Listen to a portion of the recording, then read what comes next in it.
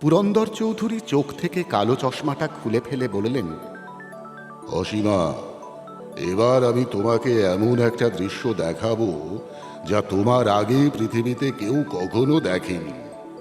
এরকম দৃশ্য কেউ কল্পনাও করেনি। ছোট একটা রকেট আকাশের এক জায়গায় গোল হয়ে পাক খাচ্ছে। কম্পিউটারকে নির্দেশ দেওয়া হয়েছে, কম্পিউটারই রকেটটাকে ঘোরাচ্ছে। দুটি মাত্র আসন, পাশাপাশি বসে আছেন পুরন্দর ও অসীমা। পুরন্দরের মুখখানা ফর্সা ও একেবারে গোল, প্রায় চাঁদের মতন। তাঁর চোখের মণি দুটো নীল। তার বয়স 50-এর কাছাকাছি। বৃষ্টিবিজ্ঞানী হিসেবে সারা পৃথিবীতে তার নাম। সাহারা মরুভূমিতে তিনি 1 মাসে 100 ইঞ্চি বৃষ্টিপাত ঘটিয়ে সাংঘাতিক কাণ্ড করেছেন।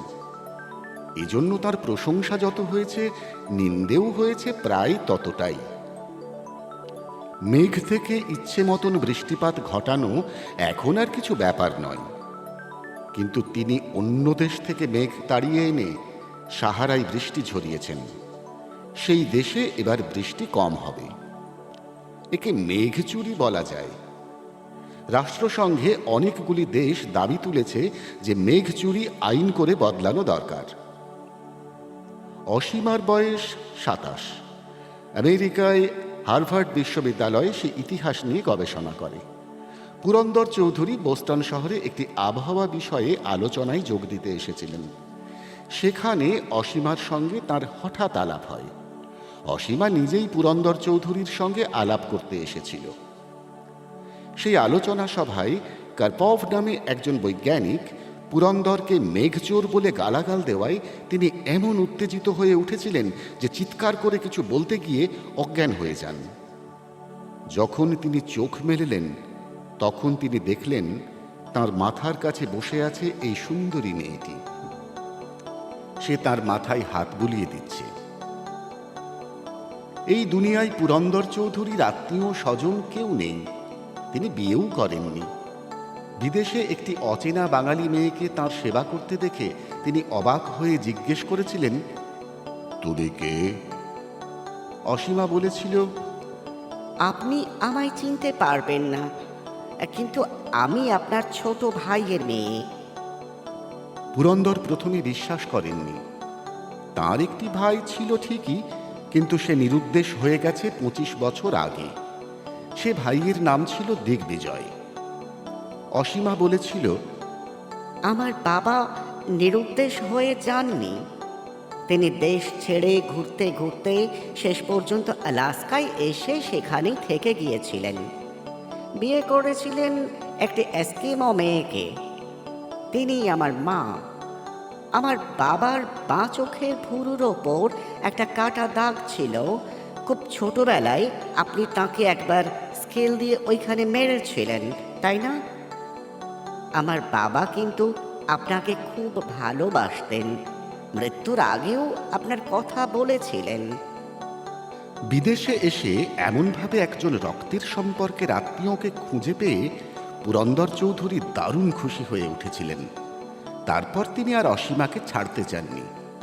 তার নিজস্ব রকেটে তিনি অসীমাকে নিয়ে বহু জায়গায় ঘুরে বেড়াচ্ছেন আর আবহাওয়ার নানা রকম রহস্য দেখাচ্ছেন।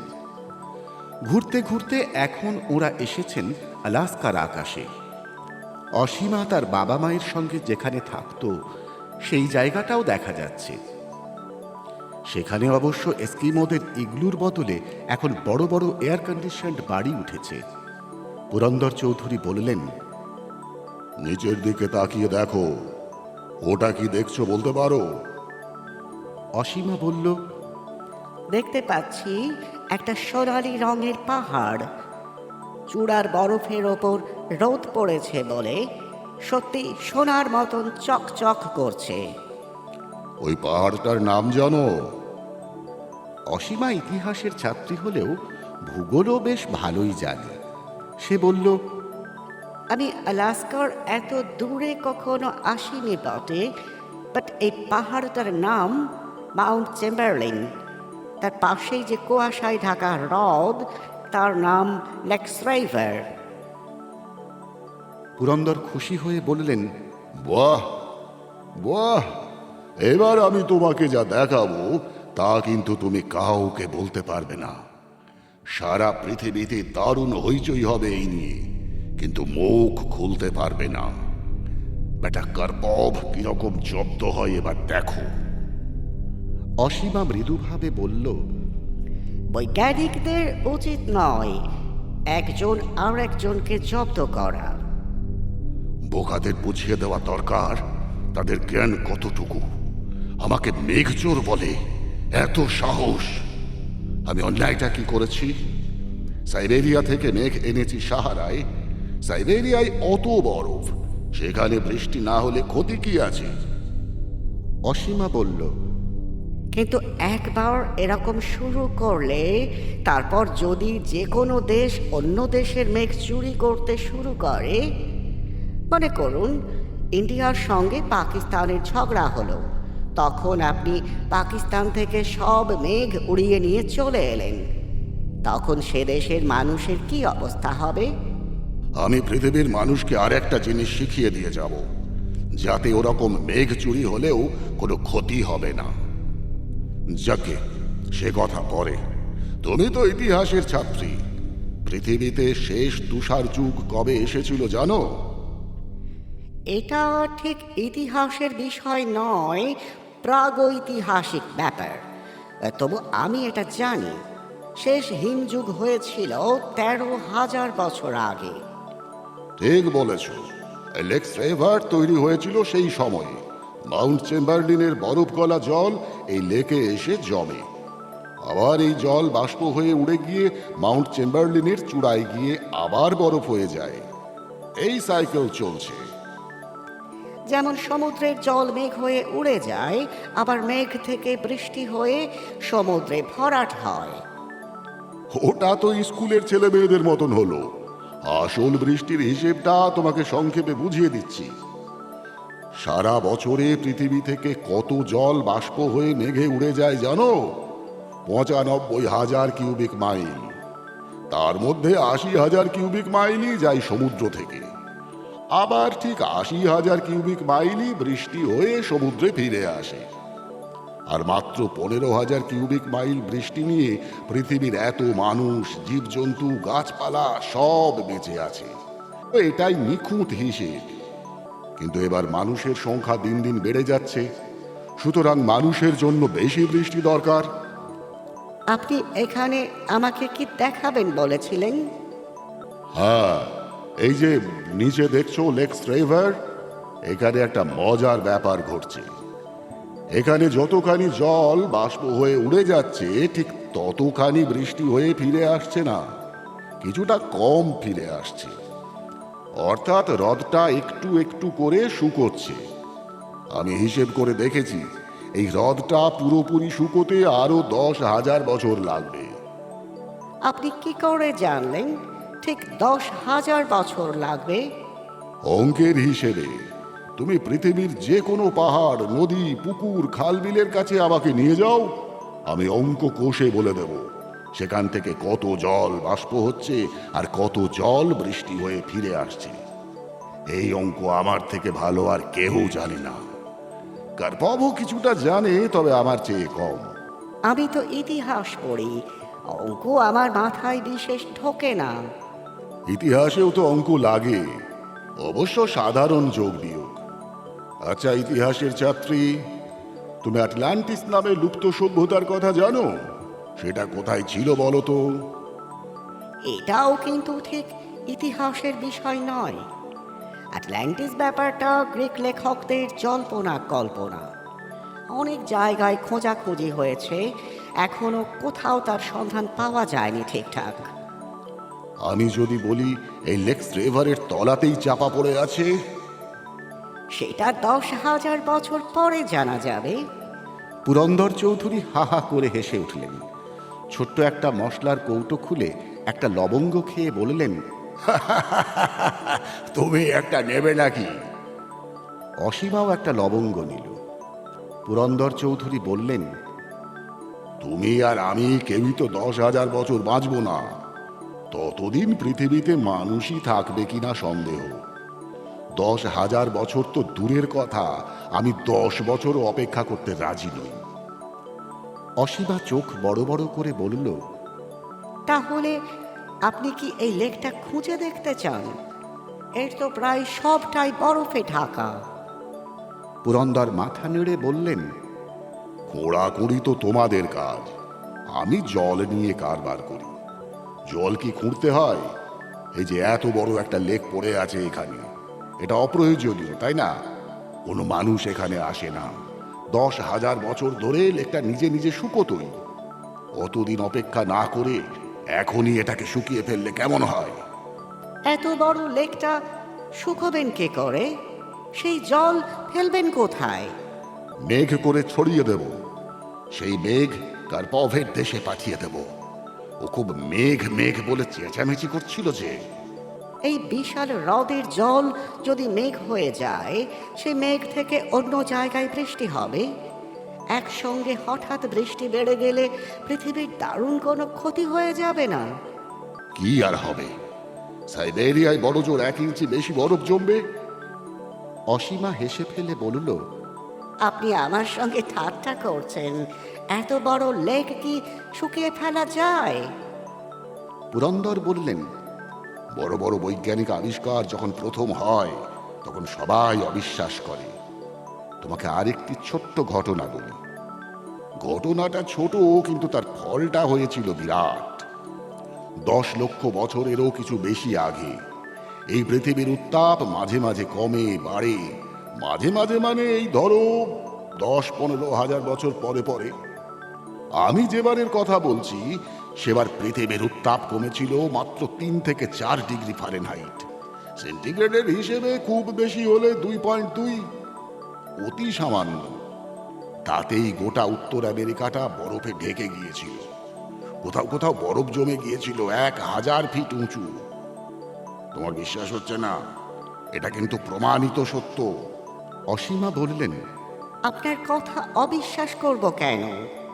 আমি ভাবছিলাম আপনি আমাকে ছেলে মানুষ ভেবে ঠাট্টা করছেন। না, এসব ঠাট্টার ব্যাপার নয়।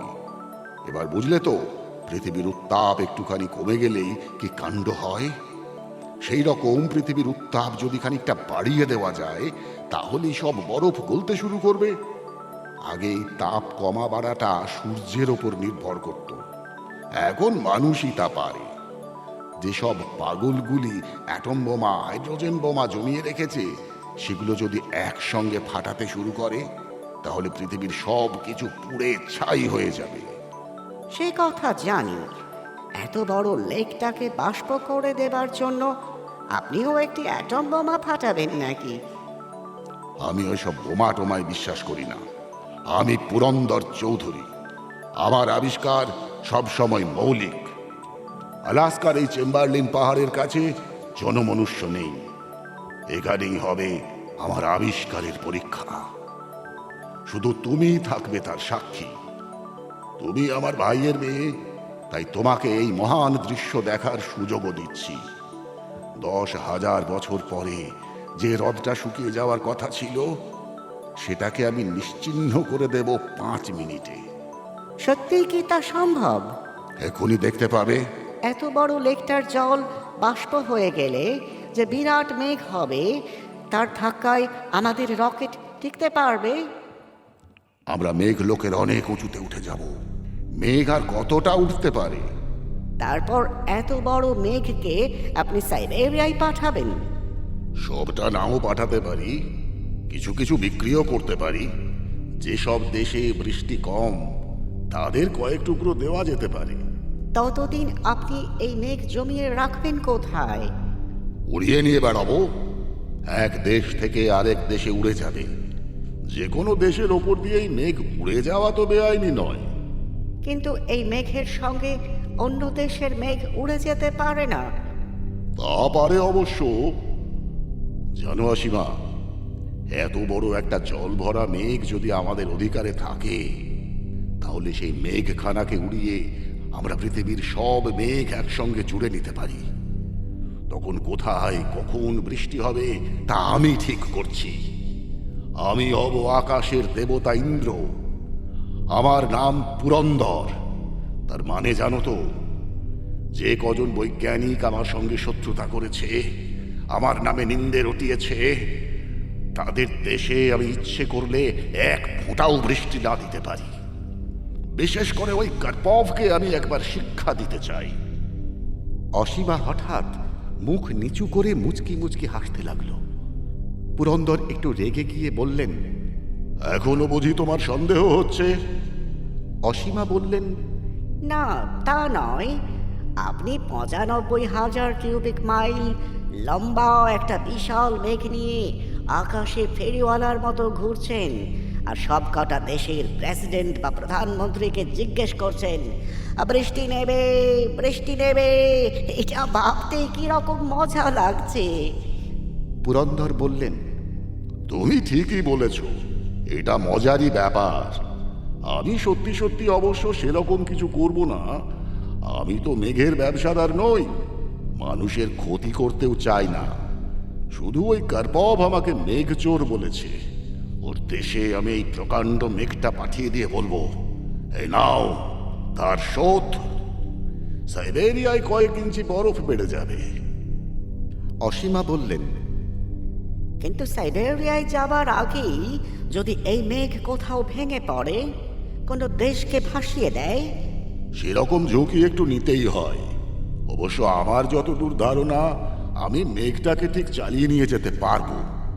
মনে করুন সাইবেরিয়ার দিকে না গিয়ে এই মেঘটা আপনার দেশ কলকাতার আকাশের ওপর ভেঙে পড়ল, তাহলে সেই শহরের অবস্থা কি হবে? এরকম জল ভরা টলটলে মেঘ হঠাৎ ভেঙে পড়লে কলকাতার অর্ধেক বাড়ি ভেঙে গুঁড়ো হয়ে যাবে। কিন্তু সেরকম অবস্থা আমি হতেই দেব না। মেঘটা এদিক ওদিক গেলেই আমি পাঠিয়ে দেব কোনো নির্জন জায়গায়। এবারে তিনি নিচু হয়ে তার বসবার জায়গার তলা থেকে একটি ফাইবার গ্লাসের বাক্স বার করলেন। সেই বাক্সের মধ্যে ফুটবলের সাইজের একটি ধাতুর বল। সেই বলটা হাতে নিয়ে তিনি বললেন, এটা দেখেছো অসীমা? এটা আমার নিজের তৈরি। মার্কারির সঙ্গে আরো 11টি ধাতু মিশিয়ে তৈরি হয়েছে এই নতুন অ্যালয়। এর গুণ হচ্ছে জলের ছোঁয়া লাগলেই এটা গরম হতে শুরু করে। তারপর উত্তাপ এমন বাড়বে যে তুমি কল্পনাও করতে পারবে না।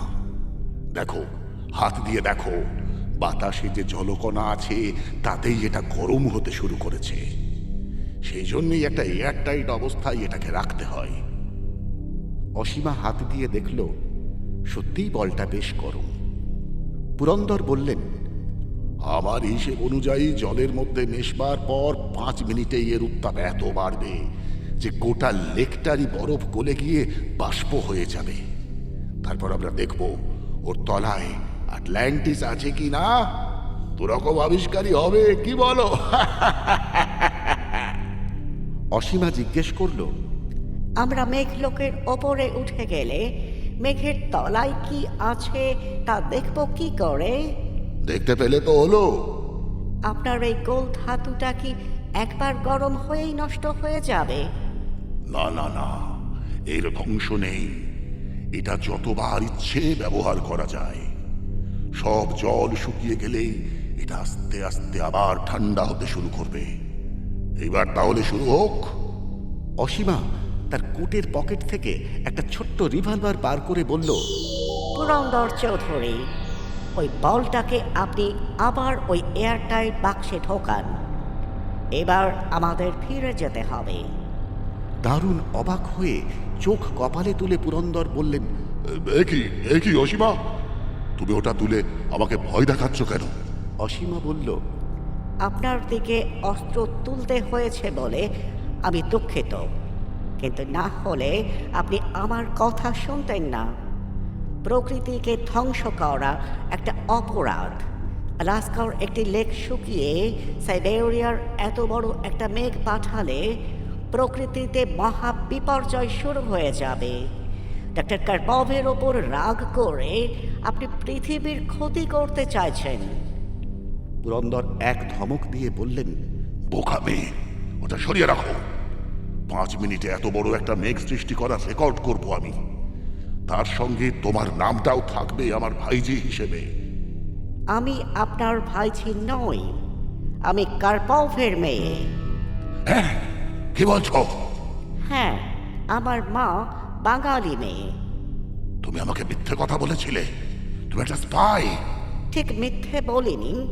আমার বাবা আপনাকে বড় ভাইয়ের মতন শ্রদ্ধা করেন, কিন্তু তিনি বলেন আপনি এক দেশের মেঘ অন্য দেশে নিয়ে গিয়ে পাগলামি করছেন। সমুদ্র থেকে খাল কেটে সাহারায় জল আনা হচ্ছে, অন্য দেশের মেঘ আনার দরকার নেই। তুমি তুমি আমার এমন একটা যুগান্তকারী আবিষ্কার নষ্ট করে দিতে চাও? তুমি আমার উপর গুলি চালাও, আমাকে মেরে ফেলো, তবু এই গোলাটা আমি হ্রদে ফেলবই। আমি মরে গেলেও পৃথিবীর লোক জানবে যে পুরন্দর চৌধুরী কত বড় বৈজ্ঞানিক ছিল। অসীমা একবার বাইরের দিকটা দেখে নিয়ে পুরন্দরের দিকে স্থিরভাবে চেয়ে রইল। পুরন্দর রকেটের একটা অংশ খুলতে যেতেই অসীমা বলল, ওটা খুলবেন না, তাহলে আমরা গুঁড়ো গুঁড়ো হয়ে যাব। আমি এটা বাইরে ছড়বই। ছড়ুন তাহলে, কিন্তু জানলা টানলা খুলবেন না। এই সকেটের মধ্যে ফেলুন। নিচের পরপর কয়েকটা ভাল্ব খুলে গিয়ে এটাকে বাইরে বার করে দেবে। তার মানে তুমি কি বলছো জানলা খুলবো না কেন? ডক্টর পুরন্দর চৌধুরী, আপনি আবহাওয়া বিজ্ঞানী। আমি কিন্তু শুধু ইতিহাসের ছাত্রী নই, কম্পিউটারেই আমার বিশেষ আগ্রহ। আগে থেকে প্রোগ্রাম করে রেখেছিলাম, কম্পিউটার এখন রকেটটাকে বায়ুমণ্ডল ছাড়িয়ে পৃথিবীর অনেক ওপরে নিয়ে এসেছে। লেকটাকে কি আর দেখতে পাচ্ছেন? এখান থেকে আপনার বলটা ছুঁড়লেও লেকে পড়বে না। বলটা আস্তে আস্তে ঠান্ডা হয়ে আসছে না? পুরন্দরের মুখটা হাঁ হয়ে গেল। এই সুন্দর চেহারার মেয়েটার মাথায় এত সব বুদ্ধি! বায়ুমণ্ডলের বাইরে তার অ্যালয়টা অকেজ। অসীমা বলটা পুরন্দরের হাত থেকে নিয়ে ফেলে দিল সকেটে। তারপর বলল, ওটা মহাশূন্যেই থাক, কোনোদিন জলের ছোঁয়া পাবে না। যেমন আছে তেমন থাকুক।